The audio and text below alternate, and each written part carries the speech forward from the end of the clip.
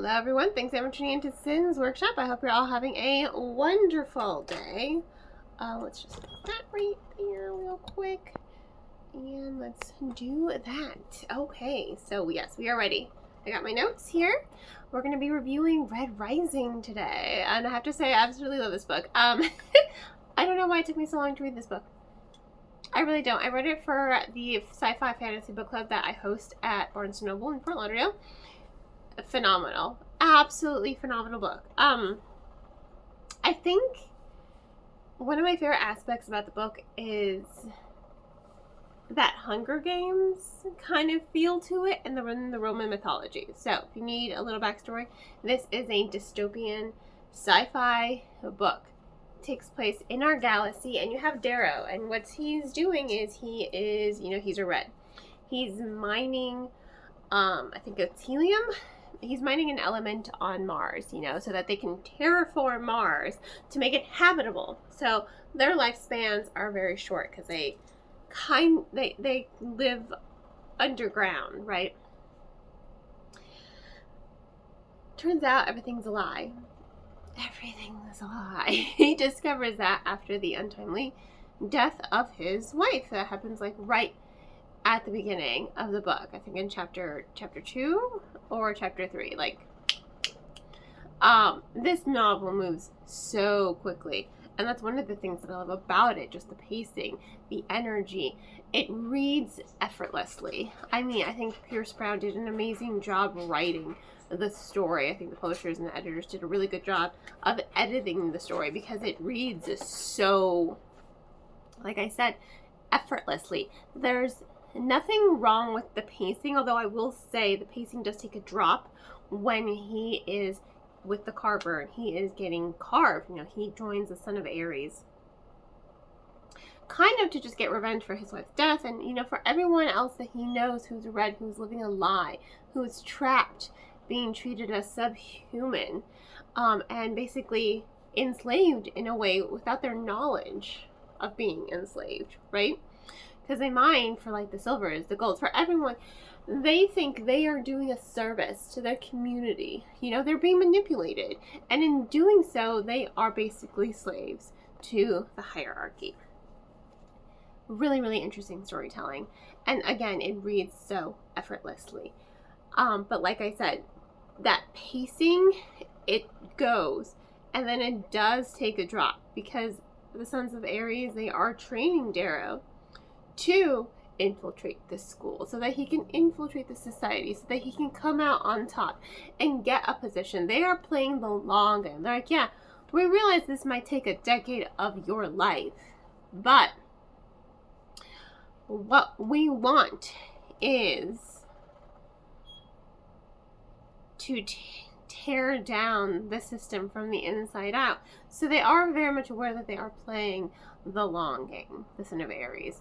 And in doing so, they are pretty much investing in Darrow. And this is something that they have attempted many times before with countless other people. And Darrow's like, well, I've got nothing else to live for. So yeah, let's do this thing. He's willing to die for this.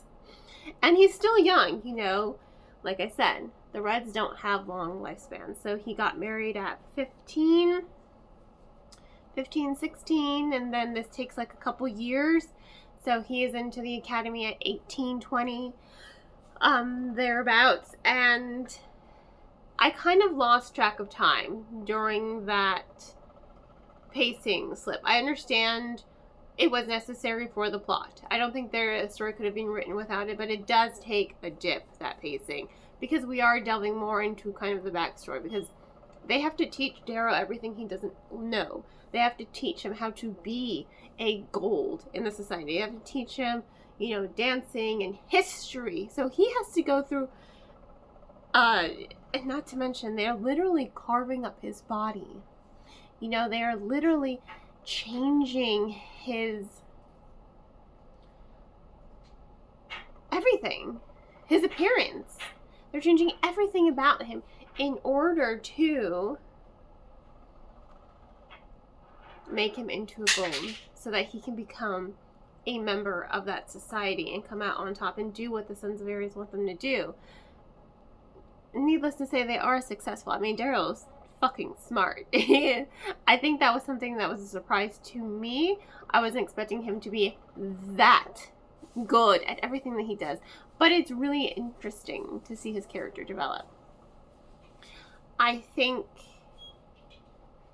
there are times when he is in the whole Hunger Games situation that is also tied to Roman mythology, because the whole the hierarchy, the system, basically, they take all, their kind of pretentious kids, everyone who grew up in Wilson, and they put them in this arena. Like, you guys aren't allowed to kill each other, but we do want to see how you guys form a society.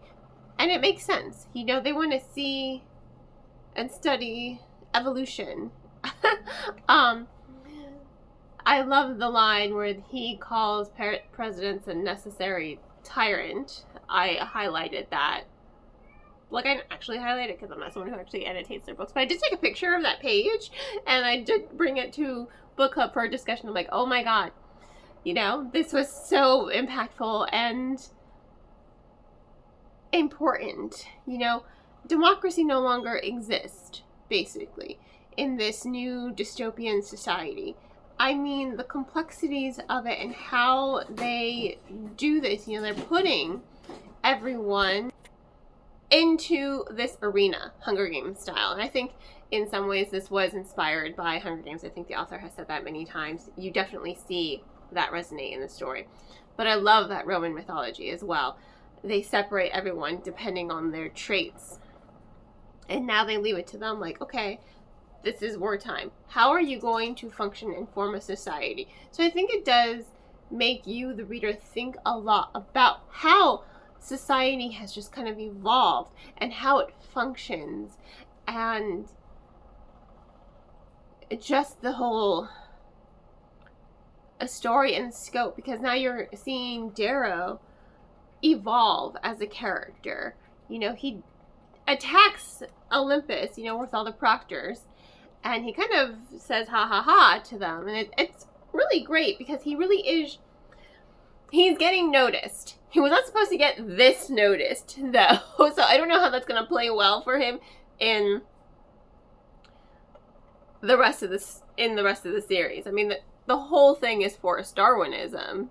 The successful are coming on top because they want to see who can be thoughtful and who can be innovative in order to choose their next tops in their society. They want to see how they're going to evolve and function in this scenario where they don't have access to everything that they've grown up with. They're basically a bunch of spoiled brats. They've been put into the wild with nothing.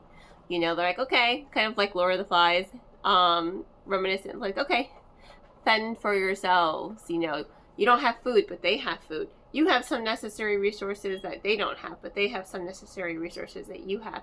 It's a lot of complexities, but I like the complexities, and I think it really does help evolve the characters, because there are times when Darrow is a little stupid, but there are times where he is the most thoughtful out of all of the spoiled brats. He's the most, he's the cleverest, and you wouldn't think that coming from his background, but I think it's because of his background that he sees things with a different perspective than they do.